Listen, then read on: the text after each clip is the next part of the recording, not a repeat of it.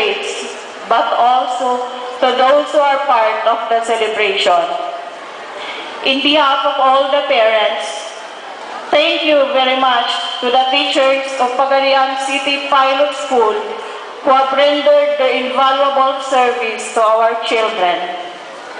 Thank you for sharing your knowledge and for taking care of them for their many days in school done in our home. We salute your dedicated services and continuous support. Thank you also to our General PTA officials who never failed to answer the needs of the pupils and the school. A while ago, we are being challenged to continue supporting our children. In behalf of all the parents, yes, I humbly accept the challenge. To my fellow parents, congratulations. We deserve a round of applause for a job well done. But then, let us not forget that this is not the end of everything.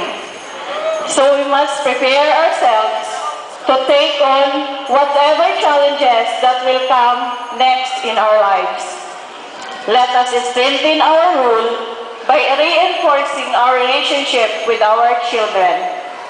Not only that we need to talk to them to encourage learning, but we must also support our teacher and the school.